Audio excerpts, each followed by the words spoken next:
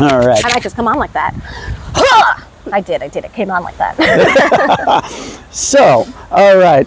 Well, the Dragoons Lair podcast is going to talk about Bridgerton, branching out a little bit. So we wanted to get everyone ready for season 3. So we brought on our favorite Bridgerton expert, Danielle Meravette Hernandez. So, as a dramatic retelling of what you need to know before you watch Bridgerton season 3, and you should, according to her. So, I'm going to take it away. Why you should watch Bridgerton season 3? Well, here's a question. 1, do you love beautiful costumes? 2, do you love love stories? 3, do you love the combination of the two with an element of spice? Because that's what we're about to talk about. Bridgerton is based on the romance novels based on Julia Quinn's writing, and the first chapter and the first season is based on The Duke and I. And because these are romance novels, spicy is not the only word I would apply. I would say intentionally explicit. Lots of fun to read. And the purpose of a romance novel, to take us just beyond happily ever after. So here we go. Book 1, The Duke and I. You're going to meet the Bridgerton family. All of the siblings are named in ABC order, but we're meeting Dee, Daphne, the eldest. She's coming out. She is named as the Diamond by the Queen, who doesn't show up in the books at all, but that's okay. We're talking about the series. Her only job? Find the perfect match. That means someone who matches her rank. Her brother's a Viscount, she's the daughter of a Viscount. 2, someone who offers a great location. And 3, someone with no scandal. Now we're going to meet Simon Bassett. Simon Bassett, he is a duke. And Simon Bassett, he has trauma, and he has decided to never marry, never have children. He swore on his father's deathbed, I will never sire an heir. Just like that. He used a demon voice. But he's going to meet Daphne, and he's going to change his tune. The thing is, he is friends with her brother Anthony. He knows, by he, I mean Anthony. Anthony knows that Simon's a bit of a playboy, and he's like, just don't mess around with my sister. And Anthony is all like, I would never mess around with your sister. I have no plans to, make a proper lady out of anyone. Well, shenanigans will ensue. Anthony in the series is not taking his role as her eldest brother and therefore protector seriously. He's too busy having an affair with an opera singer who is a secret and scandalous, but he's also a Viscount, so it's okay. What happens is Simon and Daphne find each other in a dark garden after she's knocked the lights out of a guy who tried to take advantage of her, and he decides to help her find the match she needs to make. We will fake a relationship, because the entire time this has been going on, there has been Lady Whistledown, who's been publishing papers, printing the names of very public scandals. How is this happening? It's a mystery all throughout the show. So the scandal with Anthony is he doesn't want the responsibility and he's having an affair with an opera singer. The scandal with Daphne is her job is to wed, but Lady Whistledown dragged down her reputation, so she went from diamond to dust real fast. And Simon's just out there trying to get laid, but not married. But he says, because I'm a duke and you are the diamond, if we flirt and go in public lots, people will think we're getting together. And they do. And, in the series, there's a prince. In the book, there's no prince. He's not there. The prince becomes a love interest. It's not going to happen. He doesn't exist in the books. The fake relationship works. The fake relationship leads to a real marriage after they are caught in a garden, scandalously fooling around. You see Nipple in the book, not in the show. Yeah. Dramatic retelling. It's just going to include lots of where you can find nipples. I did not write out stamps or time codes for this. You do that. I'm sure someone did. I'm sure someone has and will continue to do so. Yes, it is the internet. Yes. Because Anthony discovers them in the garden, he insists you must get married. And Simon's all like, I can't. And so instead, they have a duel, which I didn't even mention last time. They have a duel, but Daphne was seen in the garden, and if Simon doesn't marry her, her reputation is destroyed, and she will be a thrown away woman. Life is so dramatic. So Simon tells her, I can marry you, but we can never have children. And Daphne has a large family. She's always wanted to provide a large family. This is the only thing in the world that she is brought up to do. This is devastating. But she's like, I'm going to marry you because I love you. Let's go. It's fine. Later on, she finds out when he said, I can't have children, and what he meant was, I won't have children because of this grudge I have with my father that I'm never going to tell you about. Except she's going to find out. She's going to read his letters, and then she's going to be like, I had no idea. Simon had a speaking problem.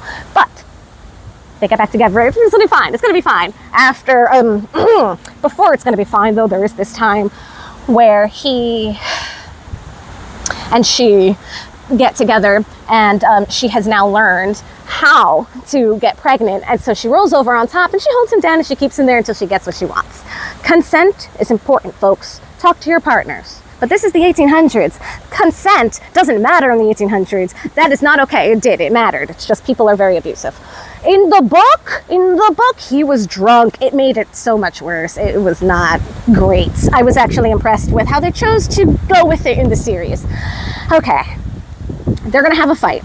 And then they're going to get back together. And it will be fine. And guess what? They have a baby. Oh, yay. She's very happy. He gets over his grudge. And their family continues to grow through all the books. But the actor left the show, so you will not see their family continue to grow. Instead, we're going to move on to season 2, book 2, which is completely different from the first book. I said I was going to bullet point this version. This is the bullet point. Here we go. Book 2, Anthony. Anthony has this obsession with dying because his father died young. He was 18 when his father died, at about 36 by a bee sting. He was stung by a bee and now he's dead. How does that happen? So he's almost as old as his father was when his father kicked it. And he's determined that he's going to die at the same time. So what's the point of falling in love? I won't fall in love. Instead, I will make this marriage very businesslike. And so he's interviewing all of the women. And of course, we're going to meet Kate and her sister, Edwina. I had to take a moment to sigh there because Kate and Edwina are the correct names of the siblings, but in the book, they are British. They are the Sheffields. And in the series, they're from India and they are the Sharmas. And they have come back to England because her mother was kicked out by the family and has been brought back. They were like, hey, we see Edwina is on the market for marriage because Edwina is her biological daughter and Kate is the daughter from the man she ran away with. So her family doesn't recognize Kate. It's very sad. Very scandalous. Tragic. Very scandalous. They kicked her out. But Kate and Anthony, when they meet, hate each other very much so. They don't get along. And then when Kate finds out that Anthony is the one who's trying to get with Edwina, she makes it her personal mission to make sure they will never get together. So Edwina is like, sister, I love you. Please spend more time with this man that I think I want to marry. He seems great. I think I'm falling for him. And Kate is like, that's the last thing I want to do. I hate this man. I hate him so much. I think I'll fall in love with him instead. And that's exactly what happens. But in the series, it continues on. It continues to the point where there's a wedding and there's a wedding day. And on the altar is when Edwina realizes Anthony and Kate have something going on. And she calls off this wedding. She calls it off. Meanwhile, subplots are going on. Lady Whistledown continues to destroy reputations. The rest of the Bridgertons continue to have their own plots that I can't tell you about if you want this to be concise. What you need to know is the Featherington family exist. I didn't even mention them yet. They're going to be so important. And that Lady Whistledown was revealed at the end of at the end of season 1, not book 1. Why would they do that in book 1? No. It was revealed to be Penelope Feathering, the youngest, quietest, most overlooked character in the season.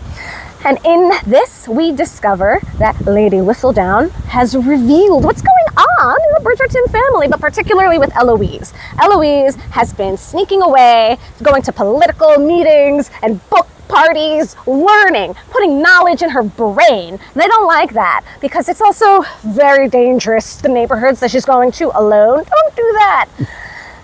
But she did that. And so the wedding does not go through. There's a huge scandal. The two families decide, let's throw a ball. Let's pretend that we are totally fine with what just happened, but nobody comes to this ball because Lady Whistledown has posted about Eloise going out and it has dragged down the entire Bridgerton family and entirely Eloise. There's also the entire business of how Lady Whistledown works. She's working through the wardrobe people. She's working through the bookstore. She is lying to her best friend a lot, but then using things that comes up in conversation in her writing.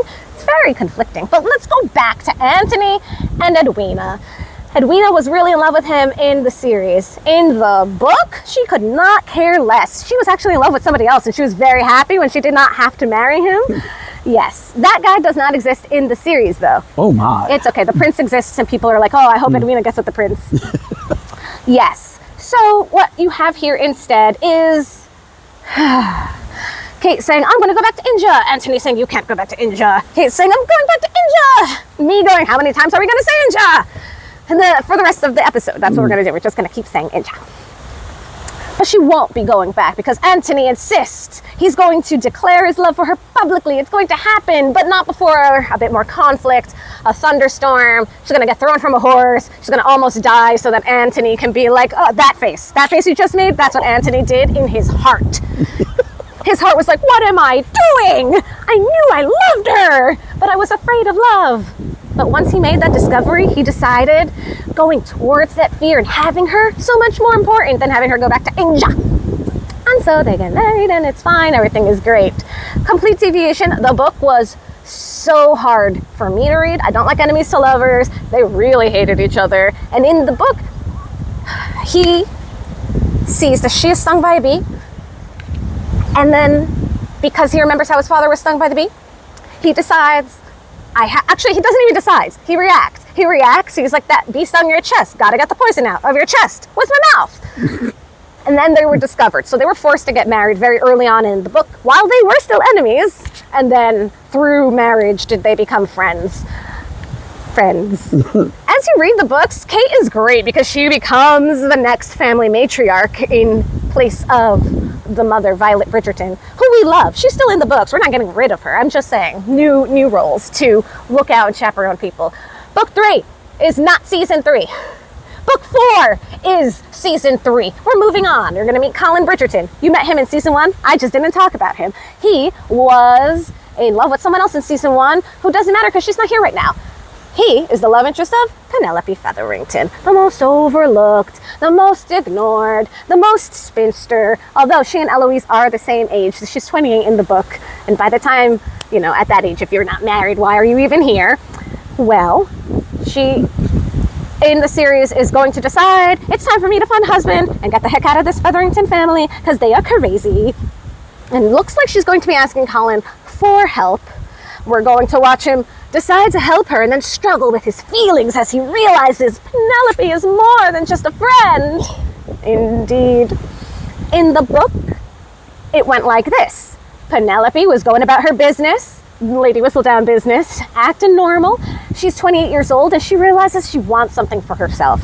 She wants to be kissed. She's never been kissed before and she's like, I deserve it. I'm going to ask my absolute favorite person who I wish would marry me. Colin Bridgerton, I've never been kissed. You my friend. Will you kiss me? And he's like, I can't, Penelope. No. And she's like, you can? You will. And then he does. And when he does, he realizes he's made a huge mistake because now he can't get Penelope out of his head. And he's like, oh my God, am I in love? It's really a lot of fun to watch the friendship into lovers for me versus the enemies into lovers. I'm curious to see because season 3 looks like what's going to happen instead is that what we are going to have is Colin is back from traveling around the world. Penelope is angry with him for comments that he said at the end of season 2, which actually happened in book 3. It's okay. I'm not mad about it. I'm mad about it. It's fine. So he heard her make these very public, humiliating comments about how he would never get with Penelope Featherington. She would be the absolute last woman in the world that he would ever marry. And so looks like there's going to be some vengeance. Enemies between Penelope and Eloise because Lady Whistledown destroyed Eloise's reputation. She did it to save her friend because the queen was totally going to execute some people, but it was still rough. And then of course we also have these new men who are going to come in to be the love interest people. They're not going to matter because it's Colin. It's always going to be Colin. Read the books. Book 3 is actually the story of Benedict Bridgerton and Sophie Beckett. It's marvelous. It's basically Cinderella if Cinderella never wanted to be someone's mistress and demanded instead a correct relationship. It's awesome. I love it. Bridgerton, look for you, look for me. And this is why you should watch Bridgerton. We've got beautiful costumes, we've got beautiful people, we have beautiful drama, and we have so many more things that I could possibly talk about right now. And there's nipples. And there's nipples. Season 1, episode 6. Nipple. Yep. Season 2, episode 8. Last 2 minutes. Nipple on a silver platter. It's like they remembered you hadn't seen any nipples all through season 2, and they're like, crap, we have a quota. We will see what happens in season 3 when it comes to nipples. And in regards to how it's going to go, you'll have to come back May 16th.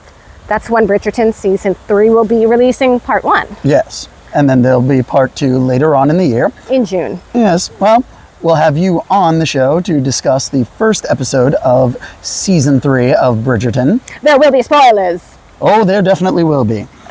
So, thank you, Danielle, for... Thank you for letting me hold your microphone. A lovely dramatic reading.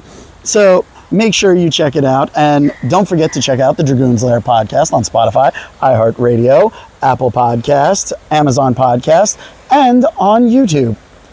So, make sure you check it out and come back for Bridgerton when we discuss the first episode of season 3.